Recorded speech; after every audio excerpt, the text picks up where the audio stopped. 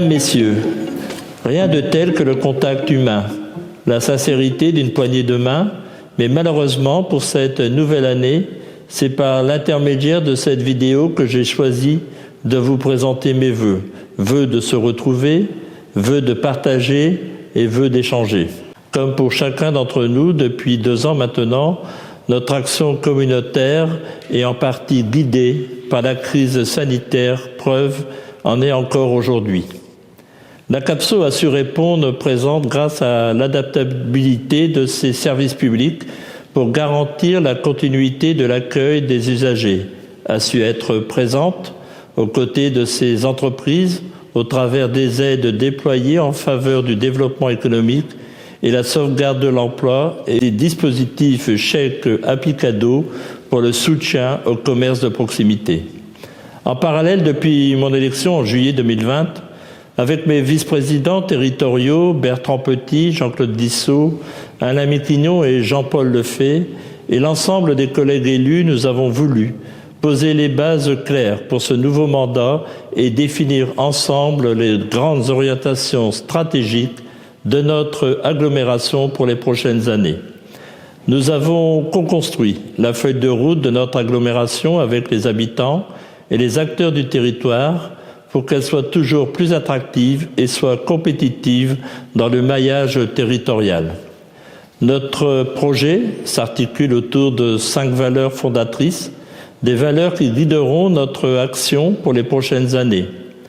La promotion d'une intercommunalité de projets, l'usager au cœur de l'action publique, un maillage territorial pour une action publique solidaire et équitable à l'image de la Maison de la Morinie, labellisée Espace France Service en 2019, l'un des symboles de notre action au cœur des territoires, axe de proximité, solidarité, des outils qui permettent une meilleure lisibilité de nos services de proximité. Une action publique maîtrisée, financièrement et optimisée, une action publique qui doit être pilotée et évaluée. Ces valeurs témoignent d'une vision partagée du territoire et de notre volonté de développer les politiques publiques en plaçant l'usager au cœur de notre action. La déclinaison opérationnelle se traduit par un projet de territoire intégrant 193 actions, élaboré dans un souci de garantir l'équité de tous, de renforcer l'attractivité du territoire et de relever les défis de la transition, qu'elle soit économique, écologique ou numérique. Notre action portera sur les projets structurants pour notre agglomération. La restauration du conservatoire où je me trouve aujourd'hui, nous nous trouvons au cœur du site originel du conservatoire d'agglomération, dans cet auditorium qui vient d'être inscrit au titre des monuments historiques. Ce lieu démontre notre implication dans le développement de la culture, de notre volonté de favoriser le déploiement de l'action culturelle sur l'ensemble du territoire communautaire et surtout donner l'accès à la culture au plus grand nombre. Le conservatoire compte plus de 2500 élèves, ce qui en fait l'un des plus importants en région Hauts-de-France. Il se déploie autour des 4 départements, musique, danse, théâtre et arts plastiques. En 2011, l'agglomération a repris en gestion le bâtiment historique du conservatoire, situé place Saint-Jean à Saint-Omer.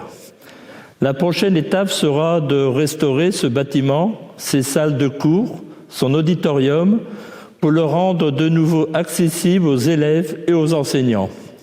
C'est dans ce même souci de déploiement de la connaissance que le CIAP, le Centre d'interprétation de l'architecture et du patrimoine, un espace d'interprétation et de découverte du territoire, permettra aux visiteurs de comprendre l'évolution et les spécificités du territoire, de son architecture, de son patrimoine, de sa culture et de ses paysages.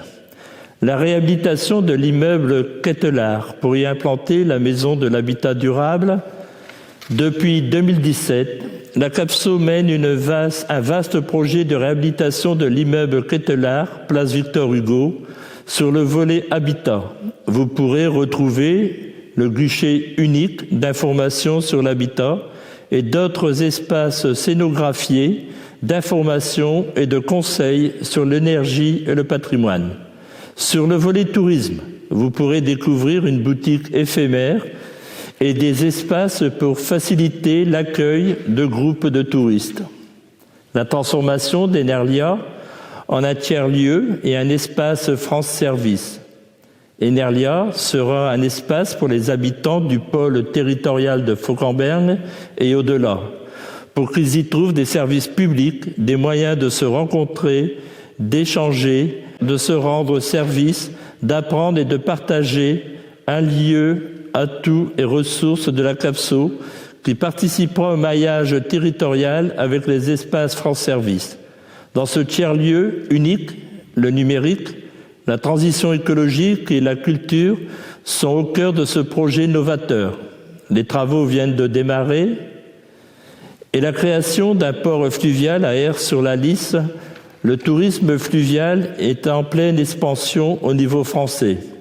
Et le port de plaisance d'Aire-sur-la-Lys sera au cœur du réseau fluvial des Hauts-de-France. Il est un atout touristique indéniable pour accueillir des plaisanciers générateurs de développement économique. Et 193 actions allant des connexions entre les territoires voisins à l'aménagement de pistes cyclables, des aides à l'amélioration de l'habitat, au développement de la plateforme achetée en pays de Saint-Omer, dont on connaît tout l'intérêt pour le commerce de proximité, ou encore de l'inclusion numérique à l'attractivité médicale, autant de sujets qui vous concernent dans votre quotidien, celui des entreprises, du monde agricole ou encore des acteurs sportifs et culturels, sans oublier le développement économique. C'est pourquoi je suis à la pépinière d'entreprise, l'un des outils du développement économique de la CAPSO, intégré dans un écosystème global avec la Maison du développement économique qui permet de faire germer des projets, des idées et qui permet à l'agglomération, au travers de ces zones d'activité, d'accueillir de nouvelles entreprises et générer de l'emploi. Et c'est dans ce lieu unique qu'est la station que je souhaitais conclure.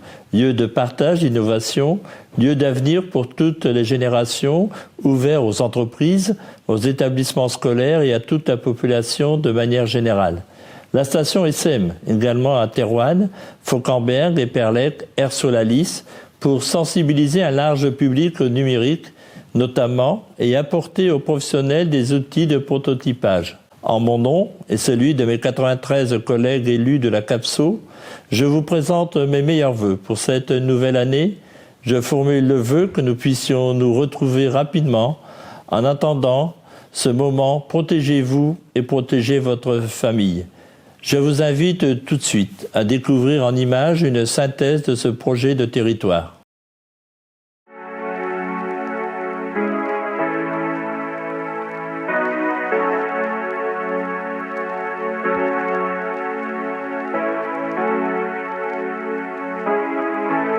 Construisons ensemble le projet de territoire pour faire de notre agglomération un territoire attractif, ambitieux, innovant, à l'écoute et proche de ses habitants.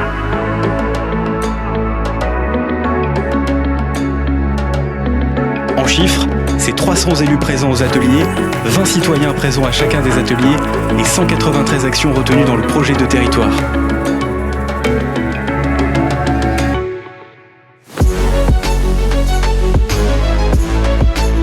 Porté en lien avec les territoires voisins pour une meilleure connexion à la fois routière et ferroviaire.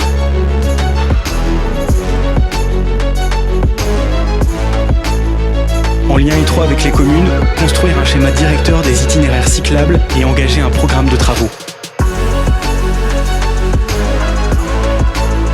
Poursuivre les actions de rénovation et d'adaptation du logement. Informer et accompagner les habitants sur la thématique de l'habitat.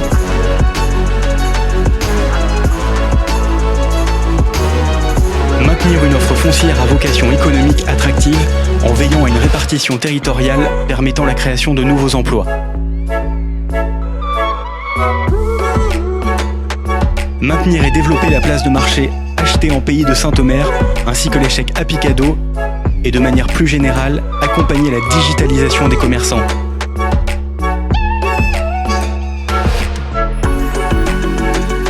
Mailler le territoire de lieux physiques permettant d'accéder aux services numériques avec un accompagnement.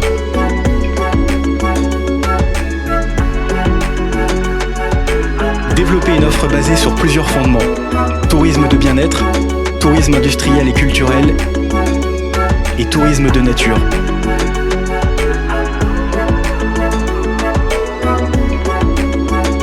Susciter le développement des offres de formation sur le territoire et ce dans différents secteurs d'activité en lien avec les besoins des entreprises.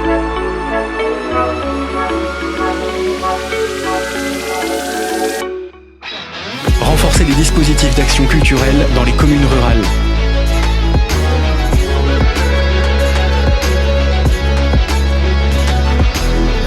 Développer la pratique de la randonnée au travers de l'élaboration d'un schéma de randonnée et d'une intervention communautaire renforcée.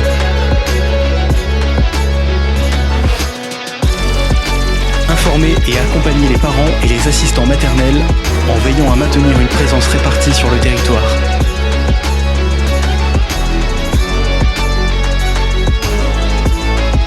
Développer une démarche de promotion du territoire et favoriser l'accueil des futurs professionnels de santé.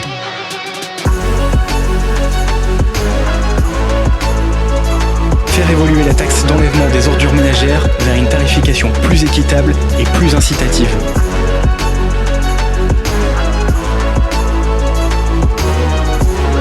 Veiller à garantir un équilibre entre les besoins de prélèvement et la ressource disponible entre les besoins et les milieux.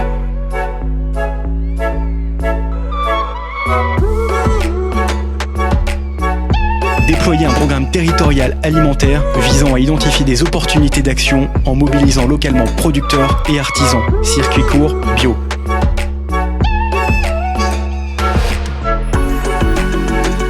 Mailler le territoire de points d'accès aux droits et aux services publics en s'appuyant sur les maisons de services publics regroupant les différents opérateurs nationaux et locaux.